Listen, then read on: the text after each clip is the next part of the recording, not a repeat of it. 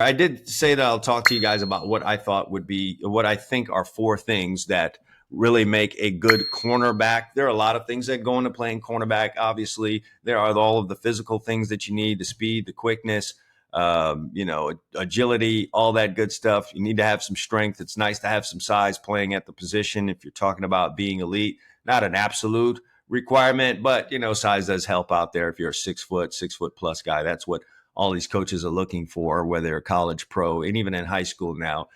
They've all got snooty about how tall a guy needs to be, but all of those things are great. But they're just some things that I've noticed as traits that guys have that really help them be elite players. And there are little things in some of these that you may not really notice, but they just end up being that thing that separates them from someone else. All right. I'm going to run through these really quick. Number one is focus.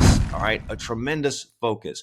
When you're required in a coverage to get up and line up in front of a guy, the ability to block out all of the noise, block out who that guy is in front of you, and just focus on your technique is what makes guys elite. Not everyone can do that. I've seen guys that have all of the physical characteristics, but when it comes down to just lining up in front of a guy, blocking out all of the noise, whether it be crowd noise, someone talking to him, or maybe even the receiver talking to him, or maybe all of the pressure leading up to the matchup, some guys aren't able to block that out. Some guys aren't able to put their eyes and focus it in the place that they need to focus it on. All right. But the elite ones are able to do that. It's almost like they don't care about anything that's going on around them. They are in a phone booth with the guy that they have to cover. They lock their eyes in and they're just locked into their technique, what they need to accomplish, and how they need to go about things in shutting down that wide receiver that is in front of them. And that sounds like I'm just talking about man coverage. So, even in zones, guys are able to focus on what is going on the offensive side of the ball and put themselves in position to make plays. All of that stuff is focus. It's very easy during the course of a football game to lose focus. You could get fatigued. You could have gotten beaten on a play. So now you've got that sitting in your head, or, maybe a player is yelling at you. Could be a guy on their team. Could be a guy on your own team that's in your head and is in your face yelling at you about something that happened, and you can lose focus. There's so many things that can pull that away. The elite guys, once again, they cut those things out, and they're able to really hone in and focus tightly on what their task is. The next thing that I think is a big factor is just obviously having quick feet. Everyone talks about speed. And obviously, speed is a big component here. But not every top DB that played this game or is currently playing this game has really outstanding speed. I'm talking about 4.4, 4.3, even 4.2 guys. Matter of fact, if you really just go back and look at the Combine's top times for cornerbacks, a lot of those guys at the top of the list just really didn't pan out as players in this league. There were more track guys than they were actual football players. And there's a tremendous amount of skill that is required to play this game. Now, if you have quick feet, you have what you need, at least from a physical standpoint, to play this game, all right, at this position. You need to be able to change direction. So you may have a guy that's 4.2 and 10.3 in 100 meters, but if a receiver stops and breaks down and runs an out on him, he can't get his feet stopped. He can't get his body down and moving towards that receiver to make a play on it. And a guy like that is just going to get routed up. Right? Maybe, the receiver in front of you doesn't try running a bunch of posts and streaks and all that, but he's going to beat you on curls, digs. He's going to beat you on comebacks, stop routes. He's just going to route you up because you don't have quick enough feet to be able to react to his change of direction, him breaking off a route, and he's just going to have his way with you. They will just go constantly to that guy, and, the guy with all that speed is just powerless. Maybe you can sit up there and press him. Hopefully he has good hands, but when those routes start breaking off and your feet aren't fast enough, it's just a real problem. So elite corners have quick feet, and so you should be striving towards that. You should be able to change direction rather quickly, and that also is a skill. Some people want to just equate all of that to the weight room. I've got strong calves or strong thighs or whatever. No, it's It's that, but it's also a skill, how to control your body, how to plant your feet properly, how to get in and out of your breaks. It's a skill that has to be developed. So the good news is if you don't have it now, it's something that you can develop. You just got to get the knowledge of it. I've got a ton of it, not only here on this channel, but also in the All Eyes DB Camp members area. So just a little plug there for that. Links are in the description down below. Now, the other thing, route IQ.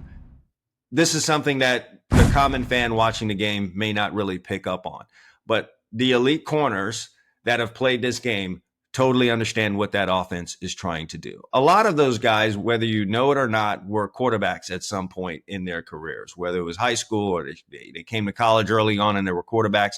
For some reason, they got moved over to the defensive side. Now they're a cornerback. They have a really good understanding of what the offense is trying to do, how they're trying to manipulate them, how they're trying to influence them, move them out of position to get a pass completed. And as such, they don't get fooled very often. All right. They have a total understanding of what one route means to another, what a quarterback's drop means, what a quarterback looks means. And they really just understand how routes go together.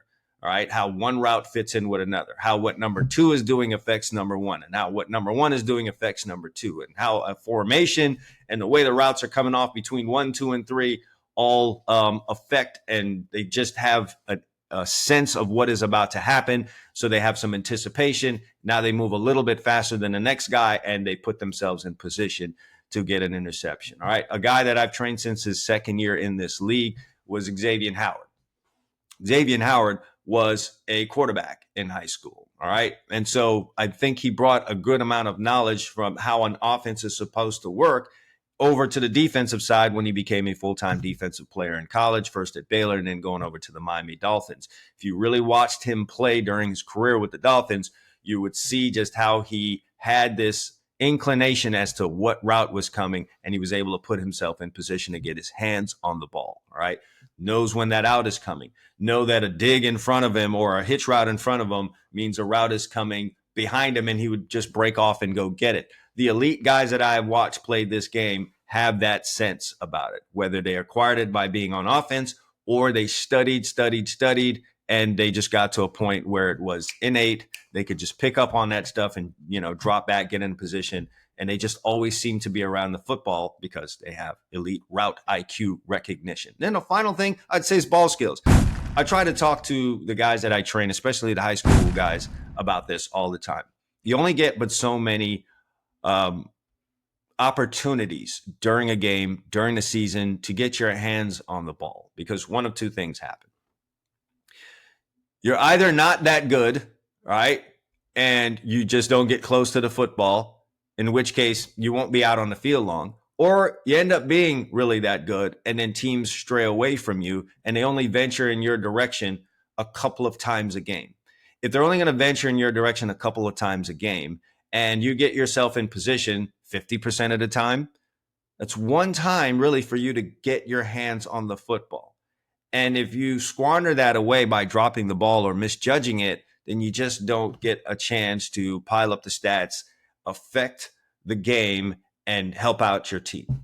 So the elite guys, the guys that pile up the interceptions and get the pass breakups and, don't allow completions, are the guys that have really great ball skills. Because a lot of times those passes that come your way are going to be deep throws. Okay. They're going to be fade routes. They're going to be corner routes. They're going to be post routes. And if you don't have any good sense of tracking the ball in the air to put yourself in position and then get your hands on the ball and get the interception, well, then, you're going to squander away those opportunities. You don't get those stats, and no one really ever recognizes you when your career is done. The elite cornerbacks that I've watched play this game have had really good ball skills. They probably could have been wide receivers if the situation called for. So when you see a guy like a Deion Sanders, he actually played on offense. He was actually a wide receiver. What's the greatest thing that we noticed about Travis Hunter during his football career and in college? Was the amazing ball skills. So much so, a two-way player, guys playing on offense. But you really noticed his ball skills when he was on defense. Elite corners have those ball skills. When the ball comes their way, they really make the offense pay for going in their direction. So these are 4 things that I think any guy can develop. All right. So if you're out there thinking, oh, I'm, too small, or, I don't have the straight line speed, none of that is what I mentioned here today. 1 is focus, 2 is quick feet, 3 is route IQ, and then the final thing is ball skills. These are all things that you can develop. And you're in your off season right now. You've got, 5 or 6 weeks left. You should get busy on those things. Take note of those things that I mentioned, those 4 things, and do something about improving yourself in all 4 of those areas. Because if you do, there's no way you're not a better player in 2025 than you were in 2024. So some food for thought there for you guys. Take notes on that. If you're really, really, really trying to up your IQ and get answers to that, like, so let's say you want to cheat on this. You want to have an angle that makes you better at this than you were if you started off. You would get a copy of this book right here, 101 DB Tips, because I give you clues on things like watching film and what splits mean and what receivers do and why that leads to certain routes being run and things of that nature. Plus, you could join me in the All Eyes DB Camp members area, where I have videos on stuff like this, talk about watching film, formations, what they mean, what do route combos mean, being able to break those down and understand what those routes mean to each other. Quizzes in there on coverages so that you understand where you need to be on the field. Talk about strategy and techniques that are going to help you out on the field. Really the advanced version of the stuff that I talk about here on this channel. This is cool. I'm glad you're checking in. But if you really are a player or a coach and you want to level up your game, you'd hop on either one or both of these things. 101 DB Tips or the All Eyes DB Camp members area. That's going to up your IQ, make you a better player. And now all of the physical training that you're doing is going to pay off for you when your mind knows where to go and what to do out on that football field. That's just the simple the elements to this thing. Train yourself physically, train your mind more so you can put the physical action to good use when you're out on the field. All right, that's it for me. As always, All Eyes DB Camp. Consistency breeds results.